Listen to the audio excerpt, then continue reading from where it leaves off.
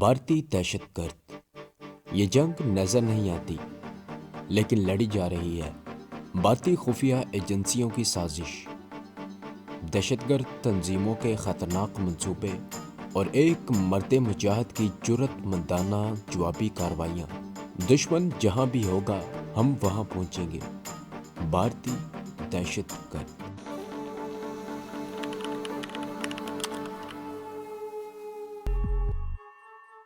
میں نے کہا میں سگریٹ ضرور پیتا ہوں مگر بیڑی بڑی سخت ہوتی ہے۔ اس نے خود ایک بیڑی سلگائی اور مجھ سے پوچھا، آپ کہاں سے تشریف لائے ہیں؟ کیسے تشریف لائے ہیں؟ میں نے کوٹ کا جملہ بولا۔ دکن میں اسلام آباد کے نام پر مسلمانوں کا بہت خون بہا ہے۔ اس نے جواب میں کہا، دکن میں بارش بہت ہوتی ہے۔ میں نے اس کے جواب میں خفیہ کوڈ کا جملہ بولا۔ رات دریائے کاویری میں سیلاب کا منظر تھا۔ ہم دونوں کی شناخت ہو چکی تھی۔ اس نے صندوقچی سے ایک کاپی نکالی، قلم سے کاپی کے ایک صفحے پر کچھ لکھا، ورق پھاڑ کر تہہ کیا اور مجھے دیتے ہوئے کہا، آپ یہ لے جائیں، بھگوان نے چاہا تو آپ کا کام ہو جائے گا۔ میں نے تہہ کیا ہوا کاغذ جیب میں ڈالا اور آداب بجا لا کر دکان سے نکل گیا۔ میں سمجھ گیا تھا کہ اس نے کاغذ پر کوئی خاص پیغام لکھا تھا۔ میں بازار میں سے گزر کر ایک خالی جگہ پر آ گیا۔ یہاں ایک درخت کے نیچے کندھے سے تھیلا اتار کر یوں بیٹھ گیا جیسے ذرا آرام لینے کے لیے بیٹھا ہوں۔ وہاں لوگوں کی آمد و رفت نہیں تھی۔ میں نے جیب سے کاغذ نکال کر پڑھا۔ اس میں لکھا تھا کہ 4 مینار سے 7 نمبر والی بس پکڑو اور پرانے قبرستان کے سٹاپ پر اتر جاؤ۔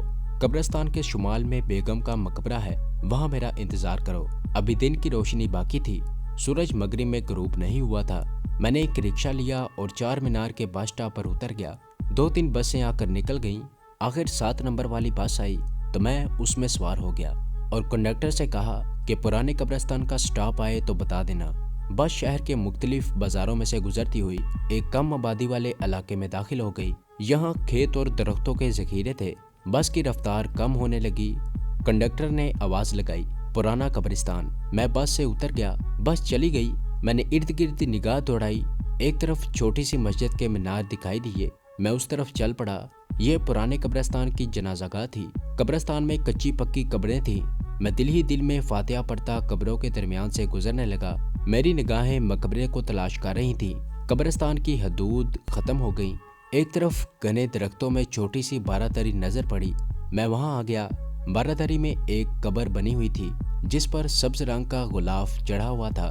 خطبے پر آیت شریفہ لکھی ہوئی تھی اور جس بیگم صاحبہ کی یہ قبر تھی اس کا نام لکھا ہوا تھا۔ میں مقبرے کی بارہ میں ایک ستون کے ساتھ لا کر بیٹھ گیا۔ میں نے دوزانو ہو کر فاتحہ پڑھ کر مرحومہ کی روح کو ثواب پہنچایا اور پھر اپنے خاص آدمی کا انتظار کرنے لگا۔ اس دوران سورج غروب ہو گیا تھا اور شام کی سیاہی پھیلنا شروع ہو گئی تھی۔ فضا حبس آلود تھی، ہوا جیسے بند تھی۔ میں بارہ سے اتر کر ٹہلنے لگا۔ ٹہلنے سے کچھ ہوا لگنے لگی تھی۔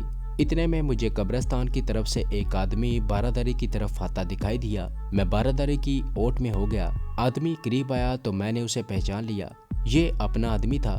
اگر آپ اس سے ریلیٹڈ مزید ویڈیوز دیکھنا چاہتے ہیں تو ہمارے چینل کو سبسکرائب کریں اور بیل آئیکن کو دبا کر آل نوٹیفیکیشن آن کر لیں تاکہ ہماری تمام آنے والی ویڈیوز آپ تک بآسانی پہنچ سکیں۔ یہ اپنا آدمی تھا، یعنی وہی آدمی جس نے مجھے رکا لکھ کر یہاں پہنچنے کی ہدایت کی تھی۔ وہ میرے پاس آ کر بولا، میرے پیچھے پیچھے آ جاؤ۔ وہ درختوں کے ایک ذخیرے میں داخل ہو گیا۔ ہم درختوں کے درمیان چلتے جا رہے تھے۔ وہ خاموش تھا، میں بھی خاموش تھا۔ ذخیرے کے آخری کنارے پر ٹین کی چھت والا ایک کیبن سا بنا ہوا تھا۔ دیواریں پتھر جوڑ کر بنائی گئی تھیں۔ پتھروں پر جنگلی بیلیں چڑھی ہوئی تھیں۔ وہ کیبن کے اندر چلا گیا۔ میں بھی اس کے پیچھے کیبن میں داخل ہو گیا۔ اس نے موم بتی روشن کر دی اور کیبن کا دروازہ کھلا ہی رہنے دیا۔ اندر حبس تھا۔ فرش پر چٹائی بچھی ہوئی تھی۔ اس نے چٹائی پر مجھے اپنے سامنے بٹھا لیا اور جیب سے بیڑی نکال کر سلگاتے ہوئے بولا، گل خان نے مجھے تمہارے مشن کے بارے میں سب کچھ بتا دیا ہے۔ ہمیں اتنا ضرور معلوم ہے کہ ایلور کے سمندری جزیروں کی جیل میں ایک مسلمان مجاہد قید و بند کی صحبتیں اور خفیہ پولیس کی اذیتیں سہ رہا ہے اور اس پر پاکستانی کمانڈو ہونے کا الزام لگایا گیا ہے۔ اس کے علاوہ ہمیں اس مجاہد کے بارے میں کچھ معلوم نہیں۔ میں نے کہا، پہلے یہ بتائیں کہ اس جزیرے کا نام ایلورا ہے یا ایلور؟ وہ بلا اس کا نام ایلور ہے، صرف ایلور۔ ایلورا اور رجنڈا 2 غاریں ہیں جو اورنگ آباد کے ضلع میں واقع ہیں۔ ان کا ایلور سے کوئی تعلق نہیں ہے۔ एलोर नीलोर से कुछ फासले पर आंध्र प्रदेश का वो साहली शहर है जहाँ दरिया समंदर में गिरता है। वहाँ से समंदर में 4 मील के फासले पर वो छोटा सा वीरान जजीरा है जहाँ जेल खाना है। उस जजीरे में और कोई आबादी नहीं है, सिर्फ जेल के अमले के लोग छोटे छोटे क्वार्टरों में रहते हैं। जेल के वार्डन और ऑफिसर वगैरह रात को स्टीमर के जरिए एलोर शहर में आ जाते हैं।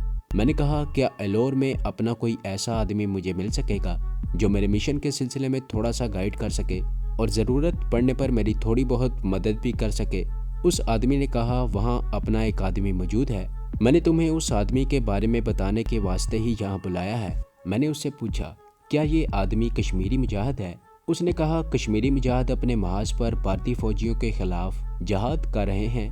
उन्हें इतनी फुर्सत नहीं है कि यहाँ आकर हाथ पर हाथ रख कर बैठ जाएं। एलोर में तुम जिस आदमी से मिलोगे वो आंध्र प्रदेश का मुसलमान है, जैसे मैं यहाँ का रहने वाला मुसलमान हूँ, लेकिन हैदराबाद में हिंदू के नाम से इस्लाम की सरबुलंदी, कश्मीर की आज़ादी और पाकिस्तान की सलामती के लिए काम कर रहा हूँ। हमारे दरमियान इस्लाम का रिश्ता ही सबसे बड़ा रिश्ता है। हम मुसलमान हैं और मुसलमान दुनिया के जिस कोने में भी होगा वो अपने मुसलमान भाई की मदद ज़रूर करेगा। और ये तो जिहाद कश्मीर और पाकिस्तान की सलामती का मामला है जिसके लिए हमारी जान भी हाजिर है। उस आदमी की बातों ने मुझे बहुत मुतासर किया। इसमें कोई शक व शुबा नहीं कि इस्लाम का रिश्ता हमारा सबसे बड़ा रिश्ता है। अगर दुनिया के तमाम मुसलमान छोटे छोटे फरोई इख्तलाफात को पसे पुश्त डालकर अल्लाह की रस्सी को मजबूती से पकड़कर इस्लाम और सिर्फ इस्लाम के परचम तले मुत्हिद हो जाएं, तो यकीन करें उम्मत मुसलमान की ताकत का मुकाबला फिर दुनिया की बड़ी बड़ी ताकतें भी नहीं कर सकेंगी। अपने उस हैदराबादी मुजाहिद ने मुझे उस खास आदमी का नाम और हुलिया बताया जो एलोर के साहली शहर में रह रहा था और जिसके पास मुझे जाना था। हैदराबादी मुजाहिद ने कहा, अपना ये गाजी मुसलमान के नाम से यानी अपनी असली हैसियत से रहता है। मेरी तरह वहाँ उसे हिंदू और कांग्रेसी कमेटी का रुकन बनकर रहने की ज़रूरत नहीं है। मैं अपने खुफिया ज़राए से उसको तुम्हारे मिशन के बारे में इतला पहुँचा दूंगा। उसके बाद हैदराबादी मुजाहिद ने मुझे उस शख्स का एलोर शहर में पूरा एड्रेस ज़ुबानी भी बताया और लिख कर भी दे दिया। उसके बाद उसने मुझसे पूछा, तुम्हें पैसों की ज़रूरत हो तो मुझसे ले लो। मैंने कहा, मेरे पास नीलोर शहर तक का रेल का टिकट है। आगे एलोर के बारे में सुना है कि वो नीलोर से ज़्यादा दूर नहीं है। मेरे पास इतने पैसे हैं कि वहाँ पहुँच सकूँ। हैदराबादी मुजाहिद कहने लगा, फिर भी तुम मुझसे कुछ पैसे लेकर रख लो। वैसे तो एलोर शहर वाला अपना काजी तुम्हारी हर तरह की मदद करेगा। उसने मुझे उचकन की जेब से इंडियन करेंसी के 10-10 रुपए के 5 नोट निकाल कर दिए, जो मैंने शुक्रिया के साथ अपने पास रख लिए। अब तुम यहाँ से सीधा हैदराबाद के रेलवे स्टेशन पर जाओगे। नीलोर जाने वाली मद्रास मेल तुम्हें रात के 8 बजे मिलेगी। मैं अब जाता हूँ। मेरे जाने के 5 मिनट बाद तुम भी यहाँ से निकल जाना। मेरे लायक कोई और खिदमत हो तो बता दो। मैंने कहा, आपका बहुत बहुत शुक्रिया। हैदराबादी मुजाहिद मुझसे गले लगकर मिला और बोला, अल्लाह ताला तुम्हें अपने मिशन में कामयाबी अता फरमाए। वैसे एलोर के जजीरे वाली जेल से आज तक कोई कैदी फरार नहीं हो सका। मैंने कहा, मैं अपने मुसलमान भाई को जेल की सलाखों और भारतीय दरिंदों की जालिमाना अजियतों से निजात दिला कर रहूँगा, ख्वाह उसके लिए मुझे अपनी जान की बाजी क्यों न लगानी पड़े। हैदराबादी मुजाहिद ने मेरी पेशानी चूम ली। जज़ाकल्लाह जज़ाकल्लाह। तो ये थी हमारी आज की एपिसोड। उम्मीद करता हूँ कि आपको ये कहानी अच्छी लगी होगी। इसे लाइक करें, शेयर करें और कमेंट में अपना इजहार ख्याल ज़रूर पेश करें। और अगर इस चैनल को सब्सक्राइब नहीं किया तो इस चैनल को सब्सक्राइब करें और बेल आइकन को दबाकर ऑल नोटिफिकेशन ऑन कर लें।